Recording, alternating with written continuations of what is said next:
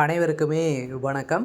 சற்று முன் கிடைத்திருக்கக்கூடிய ஒரு மிக மிக முக்கியமான செய்தி ஒன்று வெளியாகியுள்ளது. சற்று முன் உதயநிதி தலைமறைவு, சென்னையில் போலீஸ் குவிப்பு, இது மாதிரி பார்த்தீங்கன்னா செய்திகள் வெளியாகிருக்கு. இப்போ பார்த்தீங்கன்னா அதிரடியாக ஏற்கனவே நடந்த அண்ணா பல்கலைக்கழகத்தில் நடந்த பாலியல் தொந்தரவின் அடிப்படையில் குற்றவாளியாக பார்த்தீங்கன்னா ஞானேஸ்வர் அவர்கள் கைது செய்யப்பட்டார் இல்லையா. அவர் பார்த்தீங்கன்னா இப்போ அதிரடியாக அவருக்கு நீதிமன்றம் இறுதி தீர்ப்பு 30 ஆண்டுகள் பார்த்தீங்கன்னா அவருக்கு ஆயுள் தண்டனை வழங்கி தீர்ப்பு வழங்கியிருக்காங்க.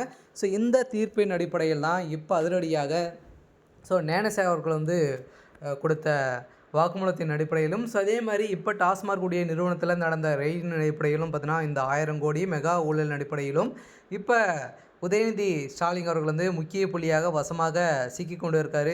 இந்த நிலையில் தான் இப்போ அதிரடியாக பார்த்தீங்கன்னா உதயநிதி திடீர்னு தலைமறைவாக ஆயிருக்காரு அப்படின்ற மாதிரி அபிஷியலாகவே தகவல் வெளியாகிருக்கு. இருந்தாலுமே பார்த்தீங்கன்னா நேற்று முன்தினம் திடீர்னு பார்த்தீங்கன்னா உதயநிதி ஸ்டாலின் அவர்களுக்கு கடும் காய்ச்சல் ஏற்பட்ட காரணத்தில் திடீர்னு அவர் அப்போலோ மருத்துவமனையில் அனுமதி பெற்று சிகிச்சை பெற்று வந்திருந்த நிலையில் திடீர்னு பார்த்தீங்கன்னா அவங்க காணாமல் சென்றிருந்த நிலையில் தான் இப்போ அதிரடியாக இந்த வழக்கின் காரணத்தின் அடிப்படையில் தான் இவர் பார்த்தீங்கன்னா தலைமறைவாக இருக்கார் அப்படின்ற மாதிரி இப்போ வெளியிட்டிருக்காங்க. பார்த்தீங்கன்னா இப்போ நீதிமன்றமும் தீர்ப்பு வழங்க போகிறாங்க. உதயநிதி ஸ்டாலின் அவர்கள் தானாக சரண்டர் ஆகிட்டார் அப்படின்னா எந்த ஒரு பிரச்சனையும் இருக்காரு.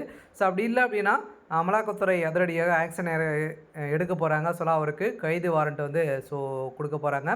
இதை பற்றி இந்த வீடியோவில் நம்ம முழுமையாக பார்க்கலாம். அதுக்கு முன்னாடி நம்ம சேனலுக்கு இப்போ தான் நீங்கள் முதல் முறையாக வந்திருக்கீங்க அப்படின்னா மறக்காமல் நம்மளுடைய சேனலை சப்ஸ்கிரைப் பண்ணி சப்போர்ட் பண்ணுங்கள்.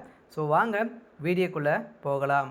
பார்த்தீங்கன்னா ஏற்கனவே உதயநிதி ஸ்டாலின் அவர்கள் பார்த்தீங்கன்னா அண்ணா பல்கலைக்கழகத்தில் நடந்த பாலியல் தொந்தரவு அடிப்படையில் மாணவி கொடுத்த வாக்குமூலத்தின் அடிப்படையிலும் அதே மாதிரி திமுக சேர்ந்த முக்கிய புள்ளிகளாம் பார்த்தீங்கன்னா கொடுத்த வாக்குமூலத்தின் அடிப்படையில் உதயநிதியுடைய பேர் அடிபட்டு இருந்தது இல்லையா.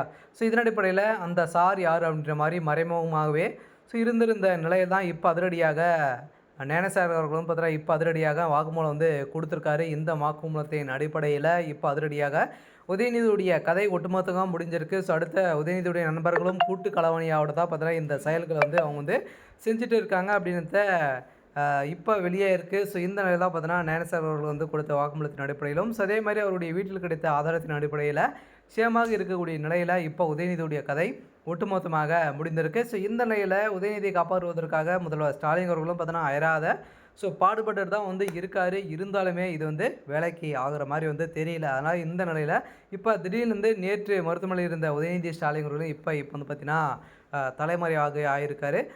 இப்போ சென்னையில் போலீஸ் பலத்த பாதுகாப்போடு தான் பார்த்தீங்கன்னா இருக்காங்க. இருந்தாலும் என்ன நடக்க போகுது அப்படின்றத வெயிட் பண்ணி பார்க்கலாம்.